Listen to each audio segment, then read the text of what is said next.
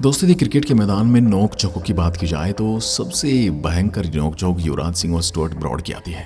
ये बात तब की जब टीम इंडिया सुपरहिट के महाकुंभ में दस्तक दे चुकी थी। उसका पहला सामना हुआ न्यूजीलैंड से। अपना अगला मैच इंडिया हार गई और 10 रनों से मिली हार टीम इंडिया के लिए बेहद करारी थी। इस हार के साथ ही टीम इंडिया डू और डाई रेंज पर पहुंच चुकी थी। यहाँ से और हार और टीम इंडिया की कहानी खत्म। अब ऐसी परिस्थिति में टीम इंडिया का सामना होता है इंग्लैंड से, जहां पर वो बिल्कुल भी नहीं हार सकते। यहां से हारने का मतलब था टूर्नामेंट से बाहर। वहीं इंग्लैंड जिस क्रिकेट का जन्मदाता कहा जाता है, और ये लड़ाई बेहद रोमांचक होने वाली थी। ये लड़ाई बेस्ट वर्सेस बेस्ट की थी। एक तरफ था ऐसा देश जिसने क्रिकेट को जन्म दिया था, और दूसरी तरफ था ऐसा देश जिसने क्रिकेट का पालन पोषण किया था। ऐसे में मैच बेहद शानदार होने वाला था। दोनों में से कोई भी टीम अगर मैच जीतती तो उसे सेमीफाइनल की राहें आसान होने वाली थी। इस बेस्ट वर्सेस बेस्ट की लड़ाई में आपस में दोनों टीमें भिड़ चुकी थी, लेकिन कौन जानता था इस लड़ाई में दो नाम हमेशा के लिए दुनिया में अमर होने वाले हैं। 19 सितंबर 2007 डरबन का मैदान, जहां इंग्लैंड और इंडिया दोनों टीमें आमने सामने थी। टॉस टीम इंडिया ने जीता और बल्लेबाजी करने का फैसला कर लिया। टीम इंडिया की तरफ से पहले बल्लेबाजी करने उतरे विस्फोटक वीरेंद्र सहवाग और गौतम गंभीर। दोनों बल्लेबाजों ने 4 ओवर में 23 रन बना डाले, वो भी बिना किसी बाउंड्री के।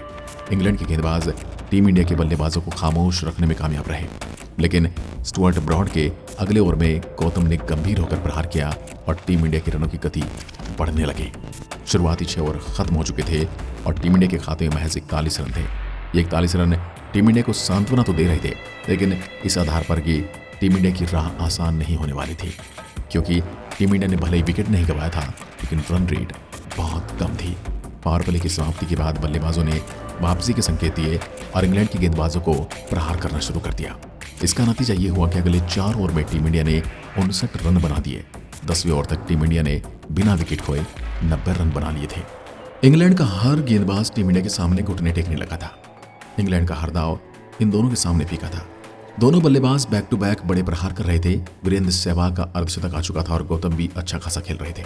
एक छोर से सहवाग ने पारी संभाली थी तो दूसरे छोर से गौतम भी उनका साथ दे रहे थे। इंग्लैंड अब पूरी तरह से बौखला उठा था। उसे समझ नहीं आ रहा था कि क्या किया जाए, और इंग्लैंड ने स्लेजिंग का रुख अपनाया। ध्यान भटकाने की कोशिश करने लगे, लेकिन टीम इंडिया के बल्लेबाज भी तब तक विस्फोटक रूप में आ चुके थे। उन्हें फर्क नहीं पड़ रहा था सामने से कौन बॉल फेंक रहा है और कौन स्लेजिंग कर रहा है, और बॉल कहाँ जा रही है। उन्हें बस इसी पर ध्यान देना था, और बॉल जा रही थी हर बार बाउंड्री के पार। 15 ओवर का खेल खत्म हो चुका था और गौतम के चौके के साथ उनका अर्धशतक आया। टीम इंडिया के दोनों ओपनर अपना अर्धशतक पूरा कर चुके थे। इसके बाद वीरेंद्र सहवाग के आउट होने से टीम इंडिया को पहला झटका लगा। 52 गेंदों में 68 रनों की पारी खेलकर सहवाग आउट हो चुके थे। 15 ओवर की समाप्ति तक टीम इंडिया के खाते में 138 रन आ चुके थे। अगले 30 गेंदों का खेल बाकी था और यहाँ से शुरू हुआ असली गेम, जिसने इतिहास में अपना नाम हमेशा के लिए दर्ज कर लिया। 17वें ओवर तक team India back to back अपने 3 बड़े विकेट खो चुकी थी। अब मैदान पर थे धोनी और उनके सामने थे sixer king Yuvraj Singh. England के पास यह एक अच्छा मौका था कि वो टीम इंडिया को 200 के अंदर रोक सके। इसी मौके को देखते हुए गेंदबाजों ने टीम इंडिया के बल्लेबाजों पर बाउंसर से प्रहार करना शुरू कर दिया। फिर आए एंड्रयू फ्लिंटॉफ के ओवर में युवराज सिंह ने बैक टू बैक चौके लगाए। इससे नाराज होकर फ्लिंटॉफ युवराज सिंह के साथ स्लेजिंग करने लगते हैं। फ्लिंटॉफ की आंखों में दर्द साफ दिखाई दे रहा था, लेकिन कौन जानता था कि उनकी स्लेजिंग उनकी टीम के लिए भारी पड़ने वाली है। दोनों प्लेयरों के बीच एक झड़प विस्फोटक रूप ले चुकी थी। दोनों का गुस्सा चरम पर था। फ्लिंटॉफ के हाथ में गेंद नहीं थी, लेकिन युवराज सिंह के हाथ में बल्ला था, और बदला बल्ले से ही लेना था। फ्लिंटॉफ युवराज सिंह को गला काटने की धमकी देने लग जाते हैं। उसने बोला कि तू बाहर आ, तेरा मैं गला काट दूंगा। और इस धमकी से गुस्सा होकर युवराज अगले ओवर में जो कमाल दिखाते हैं, उसके लिए इंग्लैंड का इतिहास फ्लिंटॉफ को कभी नहीं भूलेगा। फ्लिंटॉफ से नाराज युवराज सिंह स्टुअर्ट ब्रॉड को रिमांड पर लेते हैं और उसकी हर एक गेंद पर बैक टू बैक 6 छक्के लगा देते हैं। युवराज का गुस्सा उनके बल्ले से साफ नजर आ रहा था। उनके बल्ले से निकला हुआ हर शॉट फ्लिंटॉफ को उसके औकात बता रहा था।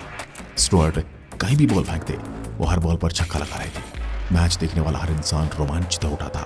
युवराज सिंह का गुस्सा, उनका स्वैग टीम इंडिया के लिए एक नई दहाड़ बन चुका था, एक वरदान बन चुका था।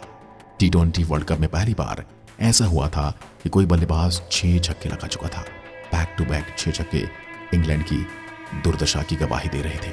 इस पारी के साथ युवराज सिंह सबसे तेज शतक लगाने वाले सबसे खतरनाक प्लेयर बन गए। उन्होंने 12 गेंदों में 50 रन बनाए थे। आखिरी ओवर में युवराज सिंह फ्लिंटॉफ की बॉल पर आउट हो जाते हैं, लेकिन आउट होने से पहले युवराज सिंह ने वो कर दिखाया जो क्रिकेट के इतिहास में बहुत कम बार हुआ था।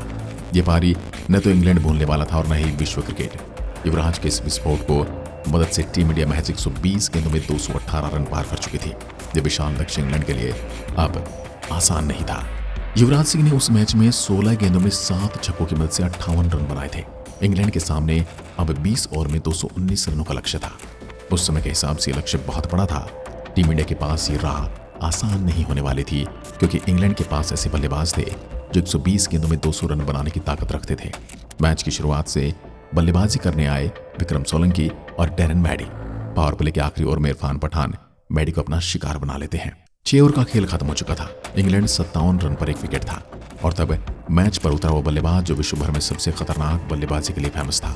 इसका नाम था केविन पीटरसन। लेकिन ग्राउंड के बीच में एक ऐसा शख्स मौजूद था जो क्रिकेट को पढ़ भी रहा था और चला भी रहा था। 10 ओवर की समाप्ति तक इंग्लैंड 94 रन बना चुका था और यहाँ चलाया माही ने अपना दिमाग और इरफान पठान को आक्रमण पर बुलाया। पठान ने एक बार फिर अपना जादू दिखाते हुए विक्रम को अपना शिकार बना लिया, लेकिन केविन को गिरते विकेट से कोई फर्क नहीं पड़ रहा था और अगले ओवर में 18 रन मिल गए। 50 गेंदों में 106 रनों की जरूरत थी और इंग्लैंड के लिए हर ओवर में एक बड़ी बाउंड्री की जरूरत थी। पीटरसन के रहते टीम इंडिया की राह आसान नहीं थी, इसलिए पीटरसन का तोड़ निकालते हुए माही ने हरभजन को बॉल दी। हरभजन ने आते ही केविन का विकेट गिरा दिया। अब केविन के साथ इंग्लैंड की उम्मीदें भी मैदान से बाहर की ओर जा रही थी। टीम इंडिया पूरी तरह से मैच पर हावी हो चुकी थी। मैच में 6 ओवर बचे थे और 36 बॉल में 93 रनों की जरूरत थी। इंग्लैंड ने कुछ बड़े शॉट्स लगाए और 17वें ओवर तक 166 रन बना डाले। 18वें ओवर में इंग्लैंड ने 2 विकेट गंवाए और अब इंग्लैंड के बल्लेबाज कोशिश तो कर रहे थे, लेकिन उनमें इतना साहस नहीं था। इस मैच में इंग्लैंड 17 रन से हार गई थी। हालांकि इंग्लैंड ने बल्लेबाजी में पूरा दम दिखाया था, लेकिन युवराज सिंह के उन 6 छक्कों की मदद से जो स्कोर में अचानक से बढ़ोतरी हुई थी, उसके आगे इंग्लैंड ने घुटने टेक दिए थे। इस जीत के साथ टीम इंडिया में वर्ल्ड कप में वापसी हो चुकी थी, लेकिन राह आसान होने वाली नहीं थी, क्योंकि टीम इंडिया का अगला मुकाबला था साउथ अफ्रीका से। आज की वीडियो में बस इतना ही। अगर वीडियो पसंद आई तो लाइक कीजिए और ऐसी वीडियोस के लिए चैनल को सब्सक्राइब जरूर करें। धन्यवाद।